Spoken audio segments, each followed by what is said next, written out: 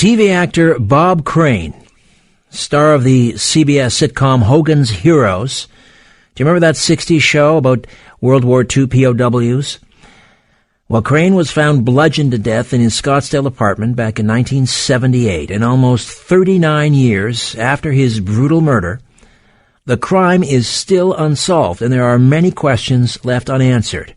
Was Bob Crane's friend John Carpenter the killer? Crane and Carpenter lived on the edge, sharing a dark obsession, videotaping women during their sexual encounters. After all these years, police remain convinced of Carpenter's guilt.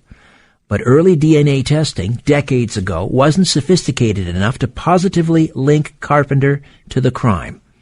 Reporter John Hook decided to use more modern tests on the DNA and blood evidence from the murder scene.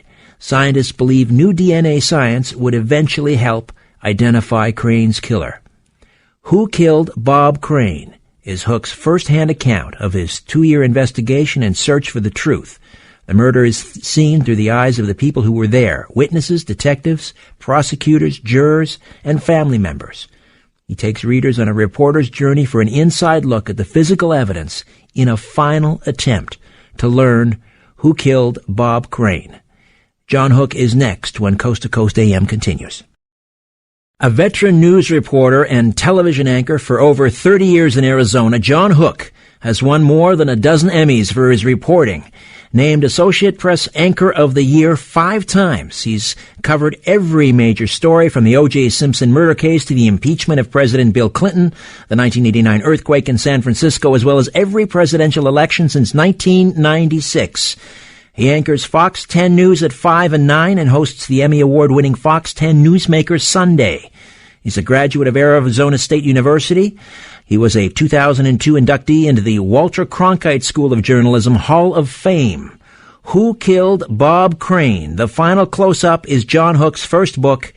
John Hook, welcome aboard. How are you?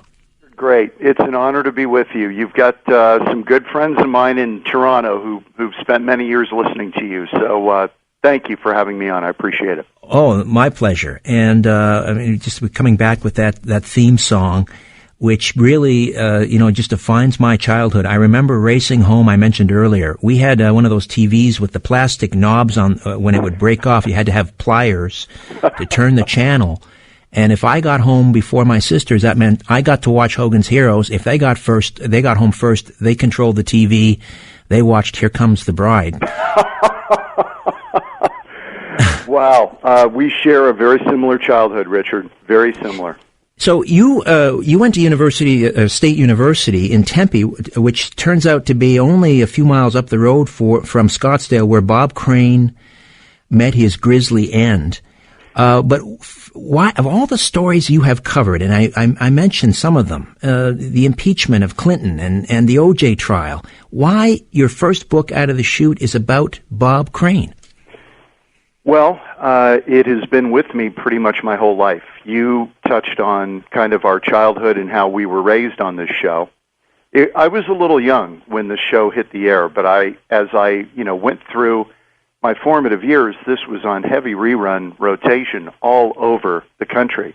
By the way, not only big here, but in Germany as well. Surprisingly, they got a big kick out of the show. Sure. You can't make a show like that anymore. It wouldn't be allowed. No, that's right. Politically incorrect. But, Crane was very sensitive to that, by the way. When the show went on the air, Bob Crane was very sensitive because he had done time in the Coast Guard. He wanted to make sure before he signed on that servicemen and women were comfortable with this, particularly World War II vets. And they were. So once he kind of got the okay from people who had served, he thought, okay, we can do this. Crane was very sensitive to other people's feelings, believe it or not, despite what's been depicted. He did care about how people felt about him and how they viewed him. So he was very careful about that. I'm glad you mentioned that, because certainly since the Greg Kinnear movie Autofocus, that's all we hear about is sort of the sexual addiction and that dark side. Right. We tend to forget that he was a devoted family man. I mean, he loved to be with his family and take them to the park and play in the pool with them, and that tends to get lost. It does, and you asked earlier why I wrote the book. It was an interview with Bob Crane's son, Bob Jr., about 2 years ago now, where he was talking about his father and the person that many people don't know. And as we talked about this, you get a sense for a person, and I really, really liked Bob a lot. Almost instantly, we hit it off. But I felt in him a loss and a profound sadness that he didn't have answers as to who killed his father. And that really started me thinking about, okay, is there a way, would there be a way to figure this thing out after all this time? And after that interview in April of 2015, maybe it was March, late March, I started thinking about it. Would there be a way to find the evidence in the case? If we found it, would there be a way to retest it? Particularly, I'm talking now about DNA, because the DNA in the case had been tested in 1994. Going into trial, it had been tested in the late 80s, early 90s. This is very primitive DNA compared to what we have now. My theory being, if we got this DNA, if we could find the blood evidence, is there a chance that we could retest it and get a more definitive result? Because everything at that point, up until that point, had been inconclusive on the DNA. So your motivation, in large measure, was to bring some closure and some answers to this poor family, the children of Bob Crane, and I guess Bob's ex-wife she's still with us, is she not? No, she's not. Well, his ex-wife, yes, his first wife, yes, is still alive, yes. Right, the mother of Bob Jr. Yes. And imagine, though, I can't imagine living 40 years and not knowing. You and I talk about, as fans, are sort of how it's watching that show now and repeats. It's kind of tainted in sadness. But imagine being the children of Bob Crane and still, after 40 years, no answers.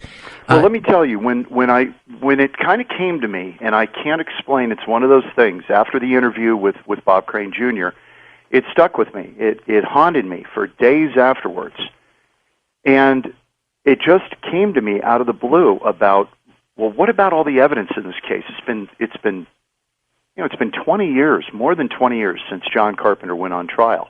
And he was acquitted, largely because the DNA evidence was inconclusive in the car of John Carpenter's rental car. Right, and we'll get into who John Carpenter was, so we'll circle back. So and Carpenter no longer with us either. No, he passed away 20 years ago. That's right. And so when I thought about it, the first person I called was Bob Jr., and I said, "Are you sitting down?" And I detail this in the book, Who Killed Bob Crane. I called him and I said, "Bob, I have something I want to discuss with you, but I want you to know this is not a lark. This is not foolishness. I'm dead serious about this. If we were able to find the blood and the DNA evidence from this case, and I don't know if it still exists, at that time I didn't know, I said, how would you feel about us retesting it?" And there was just dead silence on the phone. And I thought I had offended him. Suddenly he says, oh my God, yes, do it. He was adamant. He wanted to do it, and he wanted to help me in any way that he could. We even later got into discussions of how do we match the DNA if we found it, if we were able to retest it? How could we match it against something known? My thought was the bloody sheets from the crime scene. Right. I didn't realize at the time that we would eventually find a vial of Bob Crane's blood in evidence taken from his autopsy that we used in our testing when we sent this stuff to Cellmark Labs in Lorton, Virginia. And they're the ones who did the testing, who, by the way, did all the testing in O.J. Simpson, JonBenet Ramsey. We went to the best lab probably in the world for this. All right. Things just seem to kind of line up providentially almost. I would agree. And you asked me about this kind of being with me through my whole life. As you mentioned, I went to Arizona State. I came out there in the summer of 1978. The murder had just happened a couple of months before at the Winfield Place Apartments at the time, which was only 7 miles from my dorm. So this has been with me for all of this time, and sometimes you do kind of wonder, why you end up in the middle of something like this. And I say, and I mentioned it in the book, that as a kid watching Crane and going to college and hearing about the murder, I could have never imagined that I would one day end up in the middle of this thing. But that's how the news business is sometimes. You're even surprised as a reporter the places you end up. Indeed, indeed. People, I think, sort of forget that before television, Bob Crane was a huge radio star. He was the king of the airwaves in Los Angeles, and that's where he really made his bones. He interviewing people like Marilyn Monroe and Ronald Reagan and so forth. And then that's when he hooked up with this rather shady character, John Carpenter. Tell me about how that happened and who John Carpenter was. Well, first of all, you're right about his career in radio. As a radio guy, Richard, you know, he was absolutely brilliant on KNX in Los Angeles. He played the drums on the air. He was a very accomplished drummer. He played drums on the air. He made spoofs out of commercials. He was just a brilliant comedian. Impressionist? This is what got, and he did voices, and he became the show in L.A. during the mid-50s to mid-60s. And his brilliance on radio is what captured the attention of producers in Hollywood. People started to hear him, and he was kind of reaching out and doing some bit parts in television. But producers were really, a lot of them were listening to his show, by the way. So they were familiar with what he could do, and his brilliant comedic timing really propelled him into television. And when he got the spot on Hogan's Heroes, Richard Dawson was a much more accomplished actor. Richard Dawson was kind of the second guy in that cast. Peter Newkirk in the show. Right. Dawson really believed that he should have been the star of the show. So this created a little bit of tension on the set, on and off. Interesting. In fact, Dawson didn't attend Crane's funeral, by the way. There was some tension there. I did not know that. Yes. Now, Dawson and Carpenter were buddies.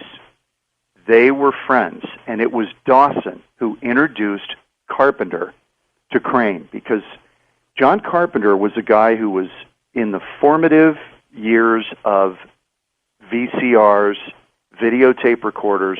He was in that industry with Sony, Akai, later Kenwood, and he was the guy who was teaching the stars how to use this technology that nobody, by the way, Richard, had access to at the time. You couldn't go into a store and buy this stuff in the mid-'60s. It was all kind of industrial. But Carpenter had it. And because of Crane's interest in photography, Crane's interest in pornography, rather than just taking still photos of his escapades, the thought of being able to do this on videotape was incredibly alluring to Crane. And so he and Carpenter were like matches and gasoline. And that's how that friendship started. And their interest, as Bob Crane Jr. told me, revolved around two things: sex and electronics. That was the tie that brought those two together. And so that was a friendship that was formulated back in Crane's radio days, and I guess it was sustained throughout the run of Hogan's Heroes into the early 70s. And then after Hogan's Heroes wrapped up, I think it was about 1971. I think it ran for 6 seasons. That's right. Crane's career kind of went south a little bit. I seem to recall, I think it was called the Bob Crane Show he did with Hope Lang in the mid-'70s. It was very quick. He didn't get a lot of, it didn't do well. So from there, it was the dinner theater circuit. Yeah, he did some shots on Love Boat. He did some of that, guest spots. But then it became dinner theater to pay the bills. So he started crisscrossing the country, and particularly became fond of this show, Beginner's Luck. And that's the show he was in Scottsdale, and had been touring the country for several years doing that show. That's what brought him to Scottsdale, to the Windmill Dinner Theater in Scottsdale at the time, for a month-long run of Beginner's Luck. It was a 4-person show. Crane largely produced it and directed it. And that's what brought him to Scottsdale, and that's what led him to his murder eventually, during that run. And around this time, Bob Crane Sr. is talking with his son, Bob Jr., sort of complaining a little bit about how annoying, maybe even obnoxious, this hanger-on John Carpenter is becoming. That's right. And this is what the prosecution started to build as a case, and even detectives started to sniff this out very early on, that as the video technology now became commonplace, people could buy it on their own. People knew how to run it. You didn't need an expert to run it anymore. It had become much more user-friendly. And Crane had become an expert in this himself. He no longer really needed Carpenter around to help him videotape his escapades. He was very adept at doing it himself. He didn't need a guy hanging around. But Bob Crane's motto in life was, don't make waves. So to kind of, in a sense, break up with this guy who'd been hanging around for a long time, that created a lot of tension in his own mind. And according to police and prosecutors, Crane was in the middle of what would be described as a soft breakup with John Carpenter in Scottsdale. It came to a head in Scottsdale, according to police and prosecutors. There are other schools of thought about this. Some people don't buy this. But that was what led police to really feel that Carpenter would have had some motive to kill Crane, because Crane was cutting off their relationship, cutting off Carpenter's access to beautiful women that he never would have been able to get on his own without Bob Crane's celebrity. There's another touching moment you describe in the book, and I believe it happened in and around maybe the night of the murder or close to the day of the murder, where Crane was using some of this editing equipment, and he was, I believe it was the movie Saturday Night Fever, he was editing out all the swear words so his son could watch it. That's right. That's very telling. Yeah, he was. For his young son, Scotty, who I believe was about 7 at the time. So this is a son by the second marriage for Bob Crane to Patty, who, by the way, was Fraulein Hilda on Hogan's Heroes. Ah, yes, yes. They had a son together, and Crane was editing this out. Now, this becomes a very important piece of evidence because, according to John Carpenter, he called Crane the night of the murder after they had both struck out with women, called him from his hotel, and they had not stayed together during this trip, which they had in the past. Carpenter got a hotel room by himself. Crane stayed in his apartment. Usually the two stayed together. People felt that was a very telling thing, showing that that Crane was trying to separate from Carpenter. So Carpenter, after the two strike out that night, Carpenter calls him from his hotel and claims that Crane is up editing this late at night, maybe 3 in the morning. Well, it's pretty evident that Crane had finished that earlier in the day. He had finished editing that earlier in the day. Because after the show, after Beginner's Luck, it would end about 10:30, they'd go out, cruise the bars, get home, blah, blah, blah. Well, they had been out with 2 women and struck out. It was very late. So it's unlikely that Crane was still editing that night. Very unlikely. And he had to have done it earlier because his night was full. And had he bedded a woman, he would have had no time to edit it because Carpenter was leaving that morning and Crane was going to give him that edited version of Saturday Night Fever to give to his son. So he wouldn't have had time to finish it had he had a woman that night.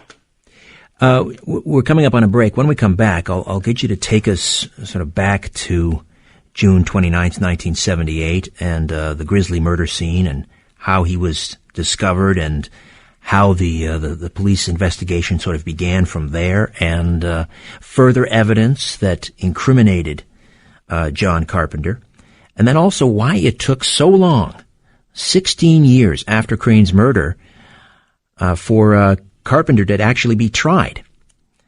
John Hook stays with us, veteran TV reporter with Fox 10 in Phoenix. Here's my happy song, Shara Shara. Stay with us. Coast to Coast AM continues right after this.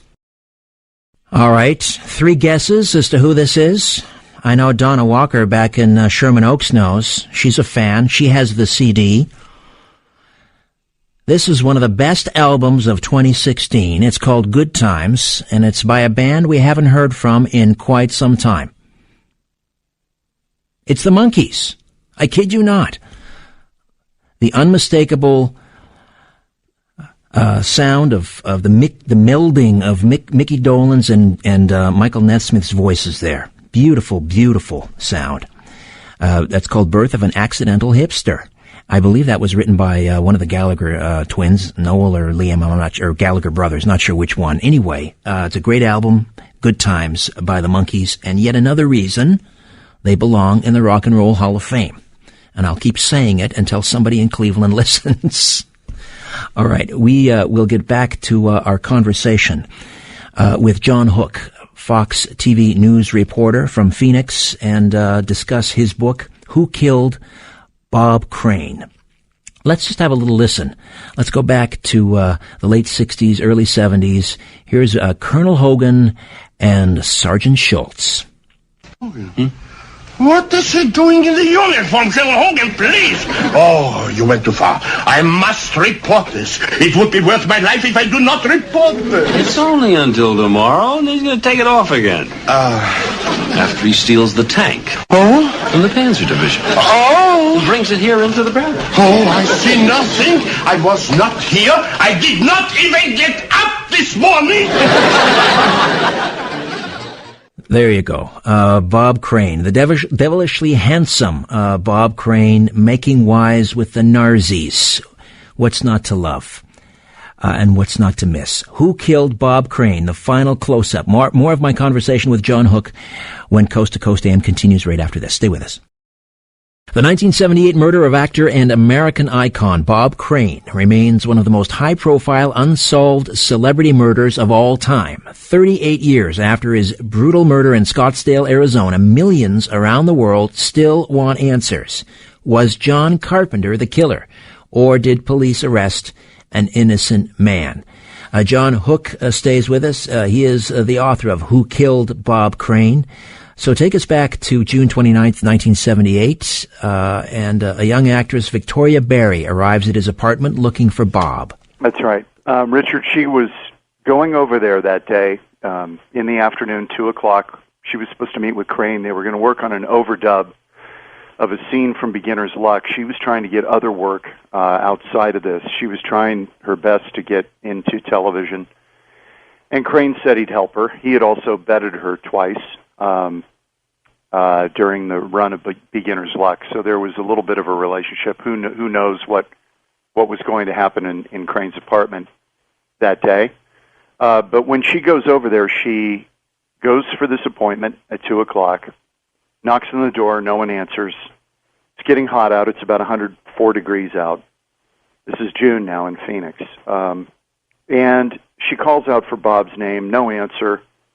So she just puts her hand on the doorknob and turns it, and the door, to her shock, is open because Crane was a nut about locking his doors. She was really surprised. She opens the door. She walks in. It is pitch dark in there. All the drapes are pulled. It is completely dark. In her eyes, she's having trouble adjusting her eyes. She's calling out his name, no answer. She heads out to the Arcadia door, which is straight ahead as you walk through the front door of that apartment, which still exists here in Scottsdale, by the way. She walks straight out to that Arcadia door, looking out on the pool to see if he might be out swimming. She's thinking Bob's probably swimming out back. She opens the curtains, doesn't see Bob out there. In fact, I think the pool's closed because of repairs at that time. She comes back in the apartment and takes a right turn towards his bedroom. She looks in and sees a figure in the bed that she at first thinks is a woman because there are streaks of darkness on the face. It turns out to be blood, but she doesn't realize that at first. Her eyes are still adjusting. She thinks it's hair, long locks of hair. Long, dark hair. Then she realizes it's blood.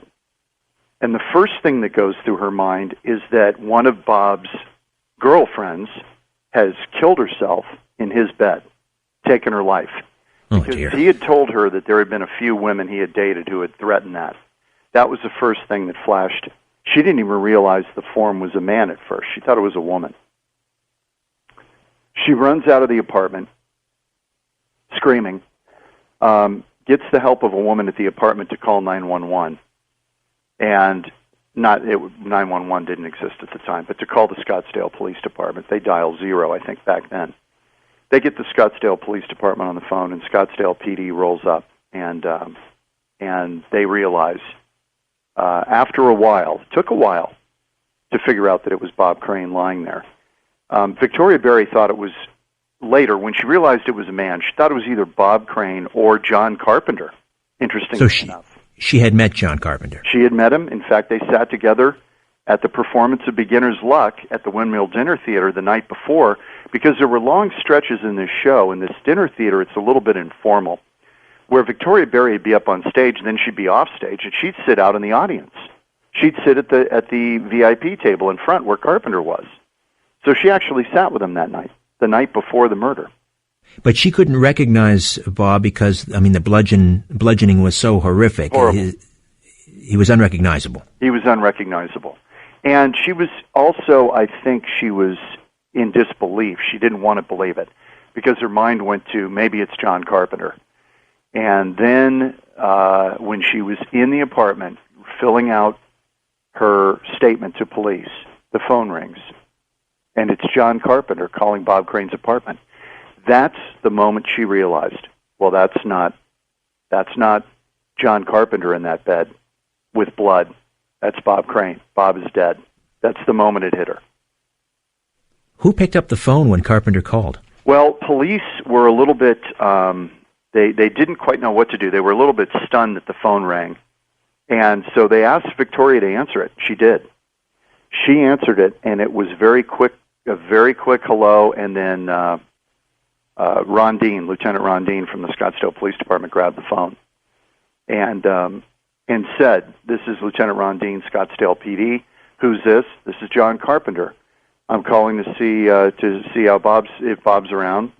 And he says there's been an incident here, and it was a very, very quick conversation, and they ended it. Well, Carpenter calls again about 20, 30 minutes later. And that's when police were like, who is this Carpenter guy, and why does he keep calling? And Carpenter is explaining during these calls, oh, I saw Bob last night, late at night, but I had to fly out the next morning. So Bob was going to take me to the airport, but I told him, no, you're busy, I'll do it myself. And Carpenter was trying to create a timeline, according to police, and to also make clear that he was in Los Angeles, that he was back in L.A., wasn't in Scottsdale, and try to deflect. And that's a pretty bold move, if in fact he's guilty, to call the murder scene and twice.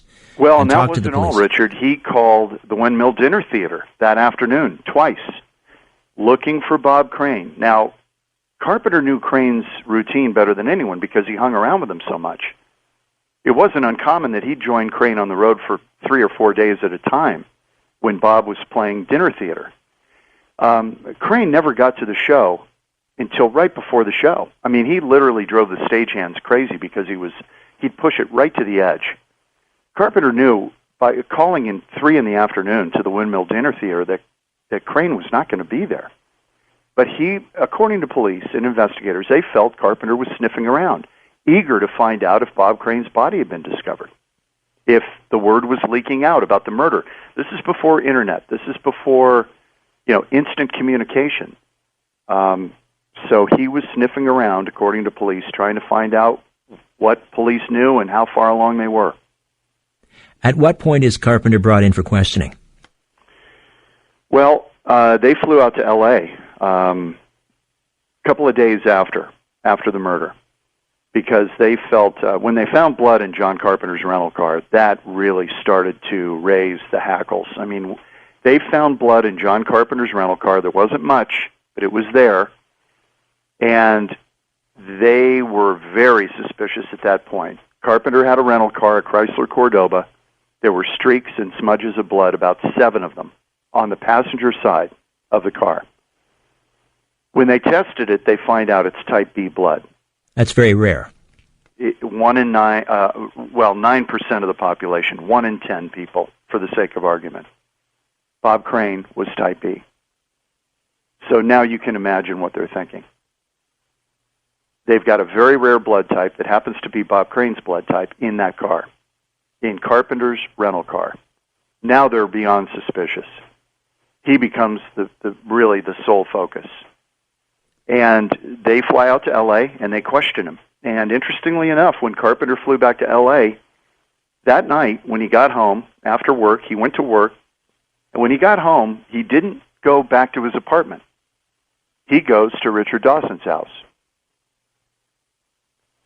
So when the police finally track him down at his apartment that he shared with a girlfriend, Carpenter was married for a long time, but he had a girlfriend also on the side that he shared an apartment with. It's a very strange relationship with his wife. Police track him down, and he actually called the apartment, and police said, "Can you come here? We want to talk to you." He said, "Well, I'm at my mother's house. I'm about 70 miles away. It's going to take me some time." He was actually at Richard Dawson's that whole weekend, right after the murder. It's kind of an interesting twist. It is. He comes back to the apartment, they question him, and he goes over this timeline again, saying that he had seen Bob Crane the night before. They had tried to pick up these two women. They both struck out. Crane, as we talked about in the earlier segment, was editing Saturday Night Fever in his boxer shorts, and they talked, and Carpenter said that Crane was supposed to take him to the airport the next morning, but that plan changed, and Carpenter said, "Listen, I'm going to drive myself. You're busy. I'll drive myself to the airport." And that's what happened the next morning. But police felt that the plan was for Bob to drive him to the airport. It was noted in his day planner right next to his bedside, spattered with his blood, Bob Crane's blood. It said, "John leaves 10 a.m." Had it in his day planner for June 29th, 1978. And for some reason, that plan changed. Police think it's because John Carpenter came over to Crane's apartment and killed him. What about the murder weapon? Well, it took a while to figure that out. They didn't really sort that out until they finally brought Carpenter to trial. They figured it out in 93, I believe was the exact year, 92 or 3. They had thought it was a golf club, a fire poker. They never found the murder weapon. But eventually, there was a V-shaped blood stain on Crane's bed. It looked like a V, and it was outlined in blood. And police finally figured out, they said, what could have made that stain? And one of the guys said, "I think it's a tripod." A guy named Ray Giesel, who works for the Phoenix Police Department, was an investigator, really a criminologist. He said, "I think it looks like a tripod." So they started looking around in Crane's apartment, and they realized from some of the porn films that had been shot that Crane had 2 tripods, and one of them was missing. You could see 2 tripods in the apartment, yet only one was there when police searched the apartment. And they started to decide, we think they were twin tripods, Kwikset Junior tripods, about 6 pounds, the head of it, enough to inflict a lot of damage, and it was missing. So, 93 they come up with this. What's going on between 1978 and 1993? It seems on the surface like an open and shut case. You've got type B blood in Carpenter's rental car, at least 7 smears of blood. Crane was type B. It's a rare blood type. It would appear that Carpenter had motive, opportunity. Why does it take 15, 16 years? Every prosecutor passed on it. They just didn't feel they had it. They wanted a murder weapon with prints on it. They wanted a confession, and believe me, they had 2 interviews with Carpenter, which I detail in my book, Who Killed Bob Crane. I reproduced those exactly in the book. The 2 interviews with Carpenter, and one of them ends in a confrontation where they basically accuse him of killing Bob Crane, and Carpenter goes silent. And it's very tense. And I've listened to the audio recording of that interview as well. It's fascinating to listen to, and I reproduce it in the book. But what it was were prosecutors were not sure they had it. Even though there was blood in Carpenter's rental car, even though it matched Bob Crane, they said, well, it's type B, but it could be from anybody. I mean, it could be from someone else who had type B who was in that car. There were even some who said, well, maybe Bob Crane, who was in the car a couple of times during that week, could he have bled in the car, cut his finger, bled, something? But when they asked Carpenter, did Bob Crane ever bleed in your car? No. Did anybody ever bleed in your car? No. This is before they suddenly sprung it on him. They said, by the way, we found blood in your car. And Carpenter was really rattled when they told him that. And he was very curious. He said, in the interview, in the police interrogations, Carpenter was prying. He was saying, well, you've told me about this blood. I don't know how much there would be there. I don't know how it would get there. He was rattled, no doubt about it. I've listened to it. But the prosecutors just didn't feel they had it, Richard. So it took a different prosecutor who was elected in 1988 here in Arizona, a guy by the name of Rick Romley. And Rick Romley was the one who said, I think we should pursue this further. And they started the whole investigation from scratch in 1990. And two guys, Barry Vassell from Scottsdale and Jim Raines, who was with the county attorney's office, made it their life's mission to figure this thing out. Yeah, I think it needs to be noted that this probably remains Arizona's most famous murder. Yes, and, we call it here, one of the investigators, Jim Raines, called it our Kennedy assassination. I know that's a strong term because, Kennedy is a mythical, legendary figure.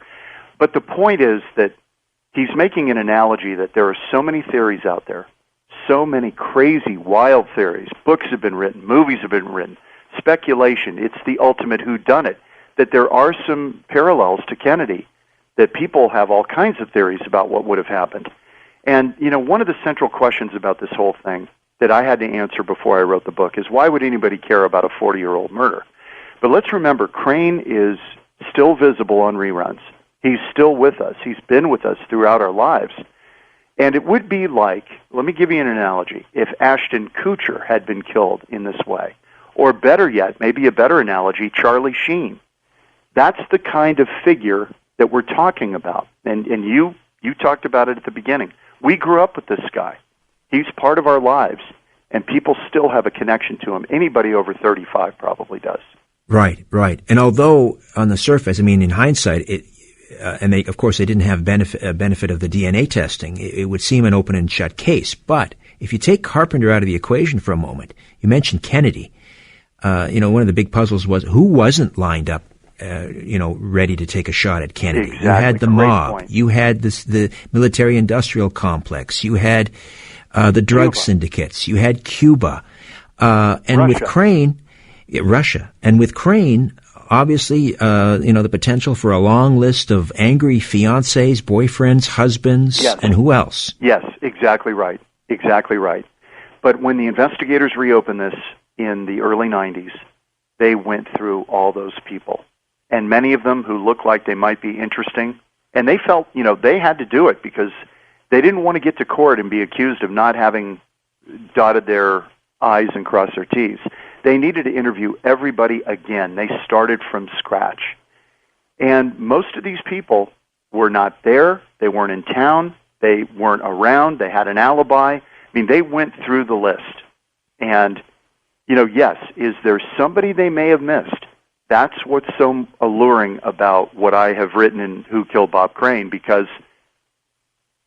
the DNA tests cast doubt, even though everything points to Carpenter. Then we get these DNA tests, and we'll talk about it, I'm sure, when we come back after the break. But the DNA tests cast some serious doubt because what they recovered in that car that we tested did not match Bob Crane. Wow. There's a bombshell. It is a bombshell. It's a bombshell. All right. Well, we will indeed regroup, come back on the other side. John Hook will talk about how he began his investigation, picking it up 40 years later, starting from scratch.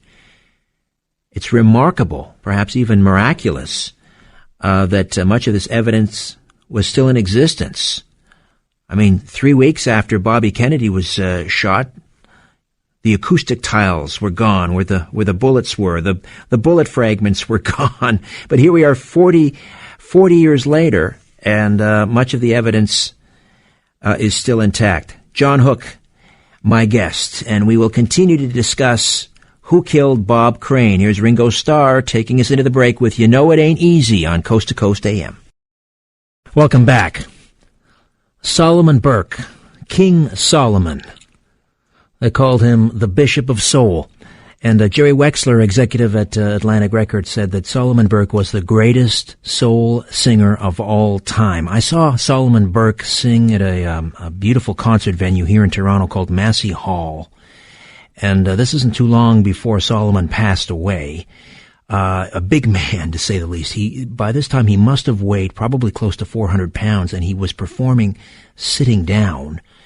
And at one point, he put his microphone down. He didn't need it. His voice filled the theater. Such a powerful, powerful voice. Solomon Burke. The woolly mammoth went extinct at the end of the last ice age, thousands of years ago, a victim of warming weather and hunting by prehistoric humans. But the mammoth, or rather something very much like it, may be resurrected if Dr. George Church has his way. The Harvard geneticist started with a close relative, the Asian elephant, and is using a genetic engineering tool known as CRISPR, not unlike your vegetable CRISPR, I suppose, in an effort to create mammoth-like elephants capable of thriving in cold regions. It's not a vanity project. Church thinks reintroducing the mammoth-like animal into parts of the tundra could help curb climate change. And if you'd like to find out how, then you can read the rest of the article. Sean Ladisor has posted it in the News section at coasttocoastam.com. See, if you like what you're hearing, you might want to check out my weekly radio show, The Conspiracy Show. It airs out of Toronto on Zoomer Radio, AM 740, 96.7 FM. For more information, check out my website, strangeplanet.ca. And there's also an accompanying website for my TV show, also called The Conspiracy Show. And that's a real easy one to remember, theconspiracyshow.com. Strangeplanet.ca, theconspiracyshow.com. Back to more of my conversation with John Hook, who killed Bob Crane. Stay with us. Welcome back to Coast. Richard Serrett coming to you live from Coast's Toronto, Canada affiliate Talk Radio AM 640. John Hook is with us, Fox TV News reporter in Phoenix, and his first book is Who Killed Bob Crane. So John Carpenter is acquitted in 1994. He passes away in 1998. You pick up the story in 2015. Where do you begin? And this is a case that's 40 years old. Right, exactly. I need to put this out there because people are pinging me, Richard. If you want to pick up the book, go to whokilledbobcrane.com. Everything's there, and you can order it, but it's at every bookseller imaginable. So it's coming out February 21st, so thank you for that. Excellent. And we've also linked up to that website at coasttocoastam.com. I appreciate that. So thank you. Just click on your name, and it's right there. Get it, and I want to let them know. After the interview with Bob Crane Jr. in late March of 2015, we start searching for the evidence. This took a lot of time. First of all, the county attorney's office down here, the Maricopa County Attorney's Office, I give them a lot of credit, even allowing me to do this. I asked them, does the evidence still exist? Nobody knew where the evidence was. It took months to find it. It turns out it was at the county attorney's office in their evidence room, but it took a long time to find it. There could be a couple of reasons for this. One of them was we had a freeway shooter down here that was eating up a lot of investigators' time, and I fully understand that. This wasn't high priority for them, but I said I want to find the evidence from the Crane case, and I particularly am interested in the blood evidence and the potential for possibly retesting the DNA. The county attorney down here, Bill Montgomery, as they reviewed it, when they finally found the evidence, he said, if you can find it in there, I am not opposed to him retesting it because Carpenter is dead. If they can find any further answers than we could in a court of law, I'm all for it. As he was quoted, and he told me in an interview, I am not afraid of the truth. I give them a lot of credit because what we turned up was not it was not favorable to police and prosecutors. Right. It would be embarrassing, sure. Yeah. Let me share something with you, Richard, that I have not told many people, and I want to share it with your listeners. The original title of my book, as I got into this on the television story, I told my friend Joe Tillman, who's the photographer that we worked together on this very closely for 2 years, I said, Joe, I got to write a book about this. There's just too much there. And that is what led to the book. The book was originally going to be titled Case Closed. Aha. I fully believed when we tested the DNA, once we found it, that it would come back and prove that John Carpenter killed Bob Crane, that it was Crane's blood in Carpenter's car, case closed. It didn't turn out that way, Richard. It didn't turn out that way. I'm stunned.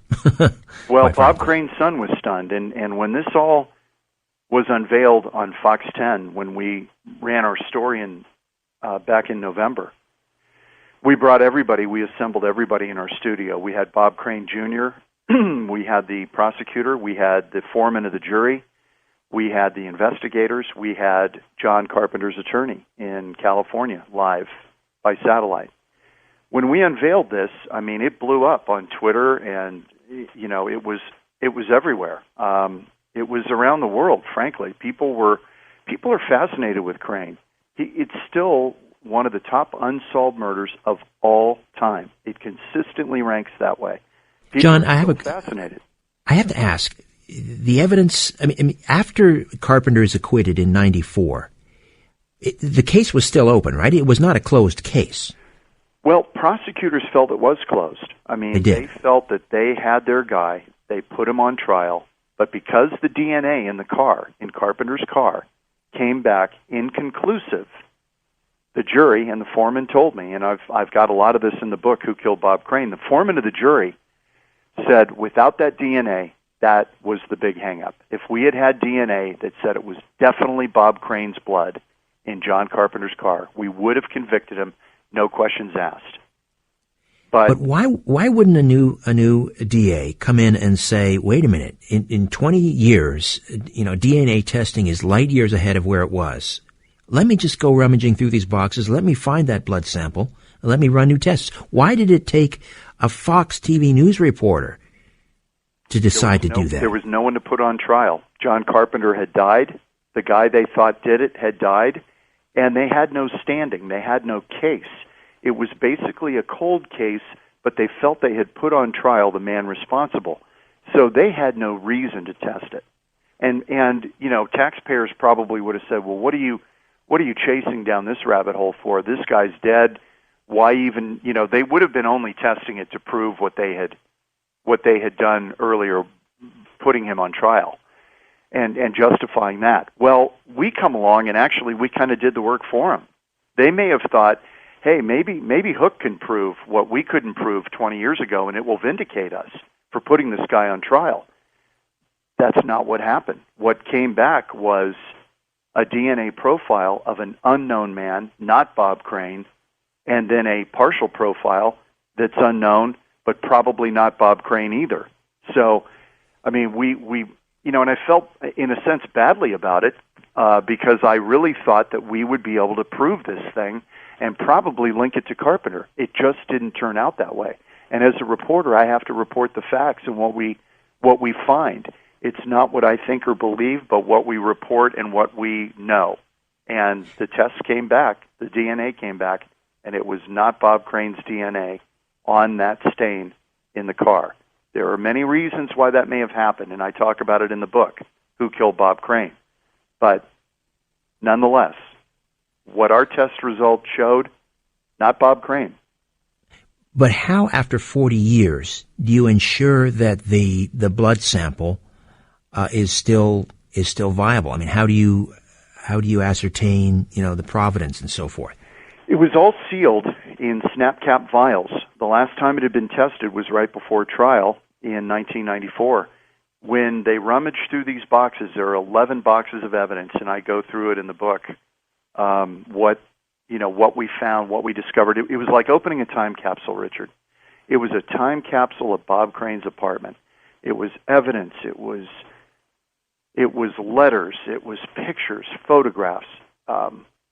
Even a mock-up of the murder weapon. Just incredible stuff that we came across. And then we came across the blood evidence.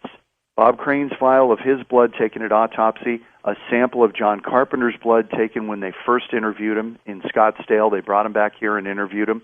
That was the first interview. And then the DNA that was on the pieces of the car cut from John Carpenter's rental car. Those were all sealed in SnapCap files. And we sent those, never opened them. We all wore gloves. It was all done by protocol. And the county attorney here actually bagged up the evidence to send it to Cellmark to test it. So we followed a chain, a protocol, to make sure that no one could later say, well, they dinked around with the evidence, this and that. We photographed everything, and we even photographed them opening it at the lab in Lorton, Virginia.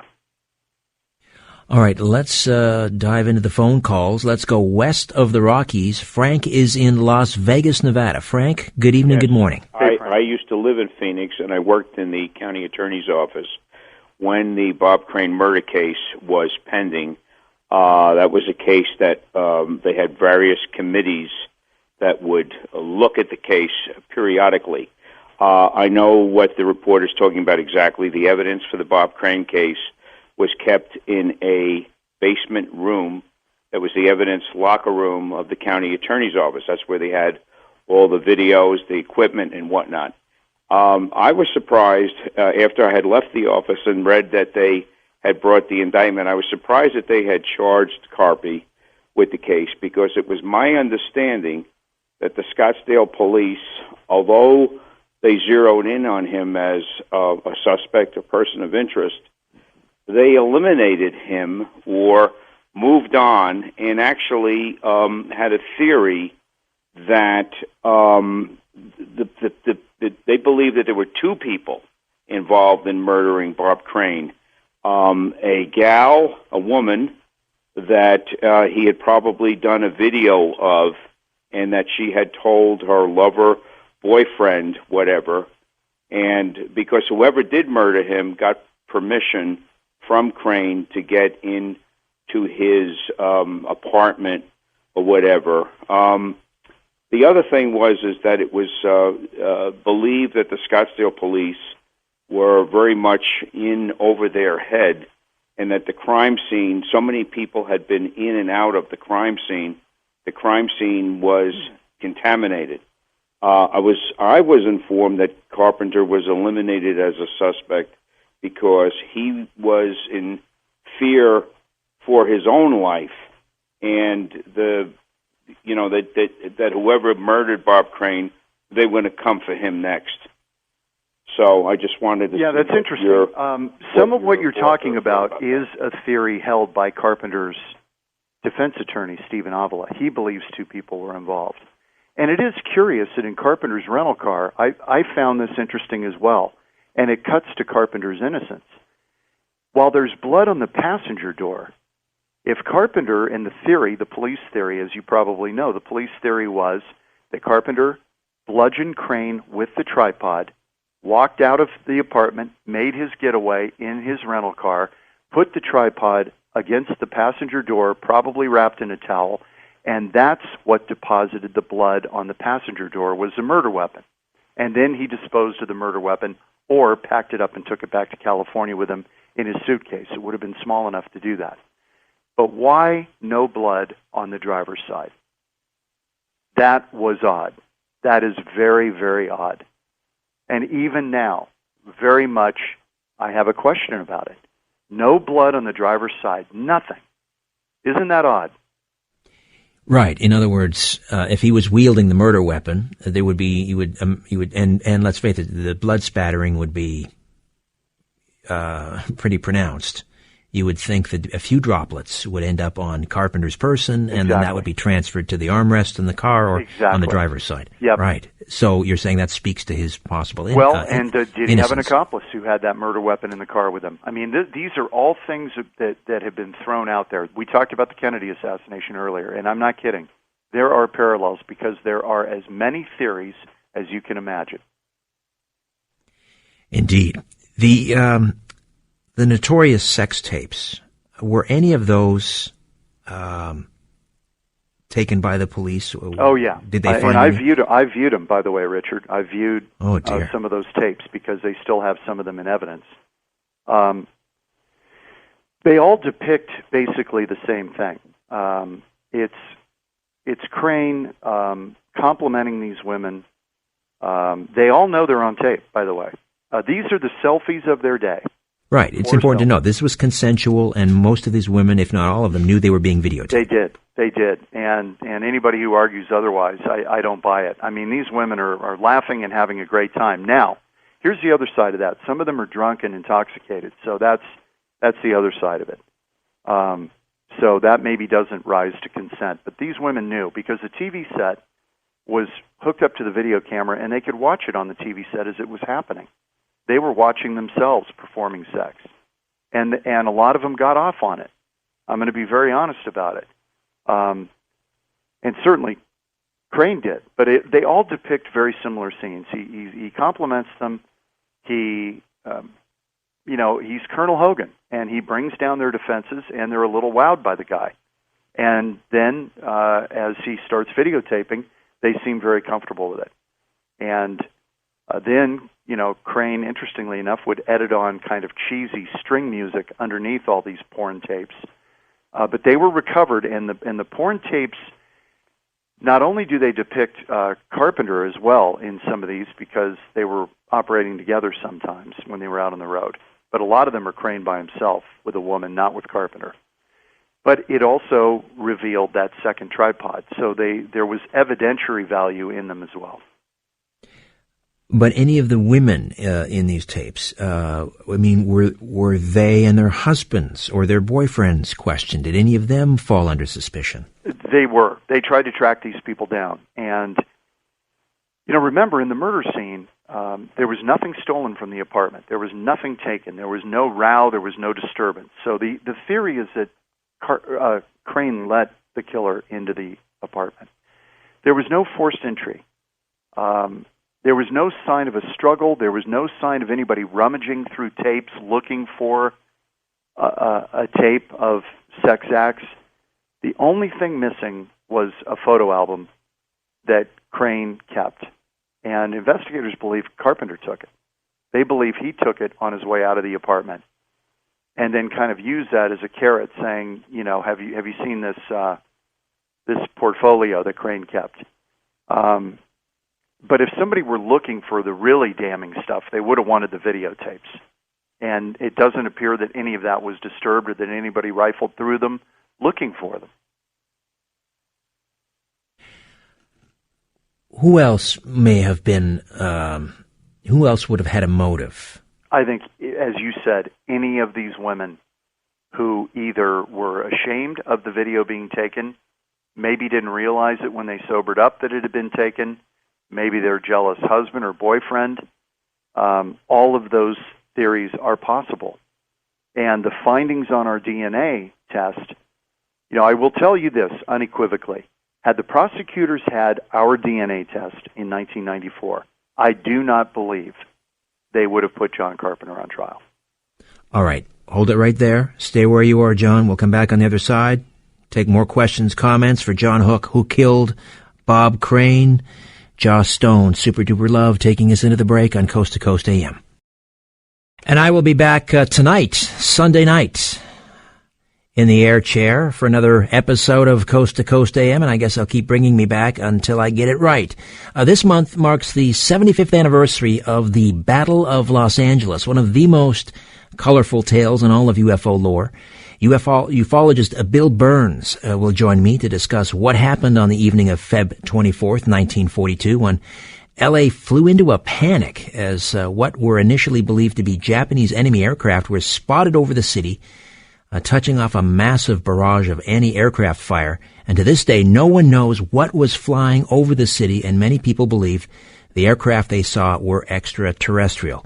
In the second half, memories are our most cherished possessions. We rely on them every day of our lives. They make us who we are. And yet, the truth is, they're far from being the accurate record of the past we like to think they are. Dr. Julia Shaw, senior lecturer and researcher in the Department of Law and Social Sciences at London South Bank University, will join me to discuss the astonishing variety of ways in which our brains can indeed be led astray and why we can misappropriate other people's memories, subsequently believing them to be our own. That's tonight on Coast to Coast. Hey, if you're a fan of Coast to Coast, I'm pretty confident you're going to love Beyond Belief, George Norrie's internet television program. You get the same great paranormal phenomena, conspiracies, and all things unexplained. And I believe it's now in its 6th season. They've produced something like 250 episodes. That's remarkable. Believe me, I know how much work goes into making a TV show. You can get started watching episodes immediately. Just visit beyondbelief.com. When we come back, your questions and comments for John Hook. Who killed Bob Crane? And we are into the home stretch. Where do these last 4 hours go? I don't know, but that always happens, right? When you're immersed in a really great conversation, time just flies, and we are having a remarkable discussion with John Hook, the author of Who Killed Bob Crane, the final close-up. And you can order the book from the website whokilledbobcrane.com. Whokilledbobcrane.com. John, so how did Bob Jr. and the rest of the Crane family take the news? I mean, they were, like you, were expecting this to be sort of close the file. It was John Carpenter. He's the one who did it. When the DNA test came back negative, it wasn't Bob Crane's blood in the rental car. How did they take it? That was the hardest part, Richard, for me, because I really set out to do this for the family and for Bob Crane Jr., because I as we talked about in the outset in the first hour, the pain for him and the not knowing was still pronounced. I could feel it. I mean, anybody could, but I think as a reporter you start to get a sense of this stuff about people. You read people, and I knew it was something that was still with him, and I wanted to settle this for him. I really did. And that was the hardest part, that I didn't get a definitive answer for them, and that was really tough. And he was great. His whole take on it, and he wrote the foreword in my book, by the way, Who Killed Bob Crane. He was gracious enough to write the foreword for the book, because he felt that the effort was worth it, and that if we got any scintilla of further evidence about what may have happened, it was worth the effort. And he said that from the outset. He said, if you can push the ball down the field even a little bit more, that would be wonderful. So he was very gracious about it, and wrote the foreword for my book, Who Killed Bob Crane, which is, to me, that is an ultimate compliment that he would do that.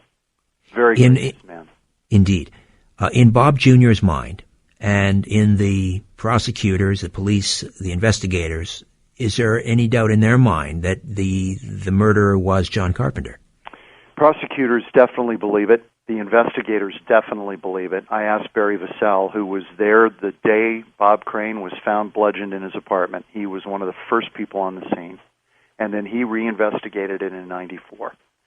I asked him over and over in the television story, do you have any doubt? He said, I am 100% certain it was Carpenter.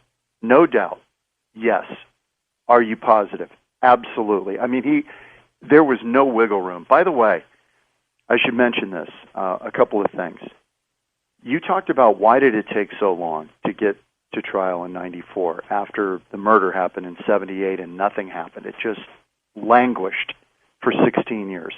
One of the key things, and we haven't talked about it, was the discovery of a speck of tissue in John Carpenter's rental car that was believed to be subcutaneous tissue from a skull, Bob Crane's skull. Here's the problem. They found it in a photograph when they reopened the case in 1990, 1991. They found that photograph. Jim Raines, the investigator on it, found the photograph and saw the speck of tissue in the photograph. The problem was they looked for the actual speck and it was never collected. But that speck of tissue, they said, look, if we've got blood of Bob Crane's blood type and a speck of skull tissue in Carpenter's rental car, this is game over. If they had had the actual tissue, it would have been, but they didn't. It was either lost or never collected. I believe it was collected and lost. Some people think it was never collected off that door, but it showed up in a photograph. Now, that photograph became, that was a real point of contention at the trial of John Carpenter. His attorney, Stephen Avila, argued that it wasn't even tissue, and that if they don't have it, you can't consider it, which is called a Willits instruction in a court of law. They gave them a Willits instruction, the jury saying you don't have to consider it if they can't produce a piece of evidence. So that was one of the reasons this took so long to get it to trial in 1994. All right, let's go east of the Rockies. John is in Cleveland. John, good morning. Oh. Hi, John, are you there? Yes, how are you? Hey, Hi, John. good morning. I've always followed this story myself and had an interest in it. And I always wondered, has Bob Crane's second wife ever been ruled out as a suspect? And is there any significance to the relocation of his remains to another cemetery? No. They were in the middle of a divorce, actually. This is Patty, who was Fraulein Hilda on Hogan's Heroes, his second wife.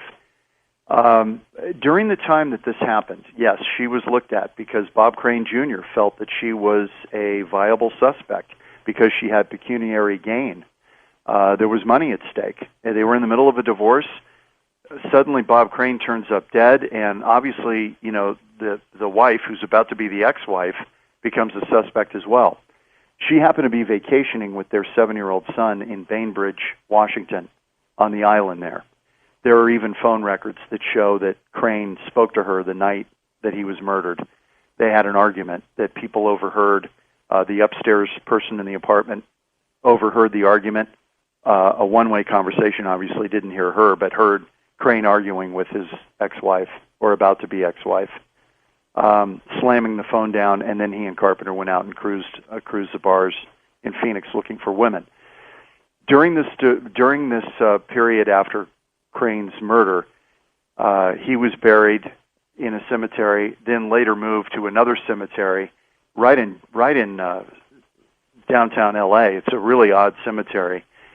And that became kind of a shrine that she pushed this agenda. Some in the family were very unhappy with that decision, but that was afterwards. So the removal of his remains and moving it to a cemetery was really to turn it into more of a shrine to her than anything. And when she died, they're both buried together there, even though Bob Crane Jr. Doesn't like that idea at all. John, thank you for that. Jay is on the wild card line in Florida. Jay, good morning. Welcome to Coast to Coast. Good morning, gentlemen. I'll try to speak quick so I can get all this in. Wonderful to speak with you again, Mr. Sterrett, and I love the soulful, bluesy, and old-school R&B music selections you always play. I was wondering, first of all, if there was any blackmail or extortion attempts or reports involved with either Bob or John. And what I was really wondering is, with the film of Autofocus with Greg Kinnear, that depicted his fall and descent, I was wondering what the similarities and differences were of the plot, points, characters, and opposed to the facts and evidence and witness testimonies that you had uncovered and came upon. Thank you for that, Jay. A couple of things. Autofocus, Bob Crane Jr. was a consultant on that film, and so was Richard Dawson's son, was also a consultant on that film. They tried to keep it as true to form as they could. I think the relationship between Crane and Carpenter and the hints of bisexuality, that is a very interesting, that Carpenter was bisexual, not Crane, that Carpenter may have been. That's a very interesting thing to explore and very possible.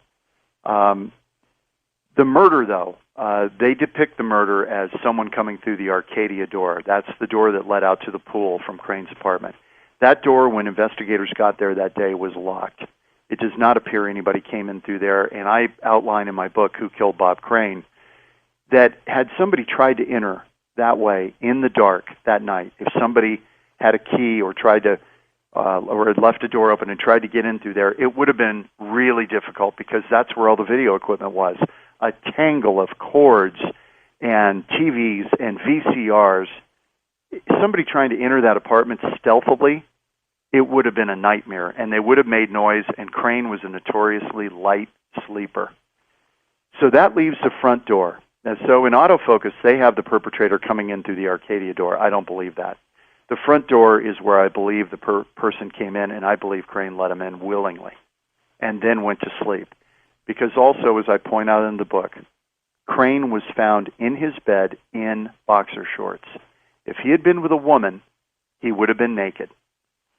He was in his boxer shorts because someone else was there, and he laid down, and many people believe, investigators do, that Carpenter was that person in the apartment, and that Crane just laid down with his boxers on, answered the door, let Carpenter in. It was late. They were going to get some sleep, or maybe Carpenter was going to hang around the apartment until they left for the airport in the morning, and that's when the murder happened. That's what police believe. There was a bottle of scotch in the apartment, and Crane did not drink scotch, apparently. You know, there was gin. There was old smuggler's scotch. There was a bottle of Booth gin. A lot was made about that in an early book that was written by Graysmith. That, you know, there were things in the apartment that just didn't make sense. Well, the booze was not there for Crane. The booze was there for the women who came over to ply them with alcohol when they wanted. It was not for him. It was for them. And then there was an idea that there were cigarettes in the ashtray. Crane wasn't a smoker. He wasn't. He wasn't a smoker or a drinker, really. He was a very light drinker. The cigarettes were primarily from Victoria Berry, who gave her statement to police in the apartment of Bob Crane. She was a chain smoker, and she was smoking like mad that day. And other people who had come over to the apartment may have been smokers. But that wasn't a big deal. That people made a lot out of that there were things out of place. These things really weren't. They can be explained. Did you ever speak to members of the Carpenter family? No, I have not. That is on my list, actually, Richard. That is on my list. His wife, I believe, is still alive. But I would like to speak with her. I have not.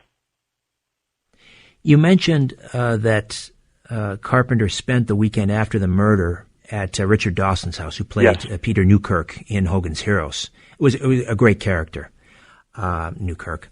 And he had remember, he was a huge star on Family Feud as well. He was the host of that for years. Yes. Do you mentioned that that Dawson did not go to the funeral. Do you think there may have been some guilt there because he had introduced Carpenter to Crane?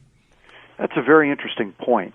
It's either a little bit of that he didn't want to be two-faced about it, that they weren't close, and he didn't want to just show up just on ceremony. But there's another theory, that Carpenter may have told him something. That Carpenter may have, the one person he may have said something to, might have been Richard Dawson. And he took it to his grave. If that's the case. It's possible, because one of the investigators, Jim Raines, told me that Dawson threw him out of his apartment in the early 90s when he went to interview him. Not his apartment, pardon me, his home in Beverly Hills. Dawson lived pretty well. Married a very a big star in Britain who was kind of considered the Marilyn Monroe of Britain. He threw him out of his house. Very unhappy that he was there. And they, investigators, I think, had some questions about what Dawson may have known. Just a theory. Let's grab one more call. I think we can sneak Jeff in Culver City in here on the wild card line. Jeff, good morning. Hi, Richard. Yeah, how you doing, Mr. Hook? Hey, Jeff. Richard, thanks so much for your good taste in, the old school Motown era music. I don't know what's going on with music nowadays, but it ain't like it used to be. You and me both. I love it too, Richard. Good calls on all the music tonight. Appreciate that. You can't go wrong with Stax Records. I'm curious about the whole concept and origination of DNA technologies and applications. Although many researchers and forensic investigators have invested decades of their life and time into this peculiar way of identification of fathers who reject their children, people with probate or inheritance issues, and genetic, issues and all that stuff. But my question is, Mr. Hook, Richard brought up an excellent point. Why it took so long, 16 years, to find this Mr. Crane utilizing DNA technology, especially since the methodology of this DNA wonderment is, first of all, suspect and can be used to frame individuals by utilizing bodily fluids and all that. What's your overall assessment of this program? It's a great point, Jeff. And, as I got into the book, Who Killed Bob Crane, and really, immerse myself in this, I had to learn a lot about DNA. And what I learned is DNA is not perfect. We think of it as CSI, that it is the end-all and be-all. It's actually starting to raise some complicated issues now in police matters. Here's why. The more you can bore in, and we had to in this case, the testing, the sample that we had been tested so many times, the original blood that was there was no longer visible. So they had to drill down into this and look at it with such a big magnifying glass, and I mean that figuratively, that you open the door of picking up outlier DNA that has nothing to do with the original crime.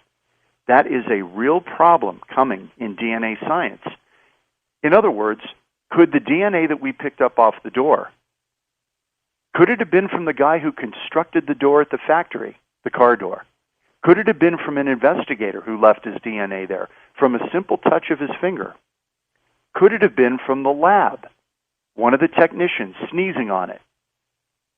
These are the kind of things that are raised now as you're able to more sensitively pick up DNA when you go in with such a magnifying glass. You can start to pick up things that might take you down really dark alleys that don't have anything to do with the crime.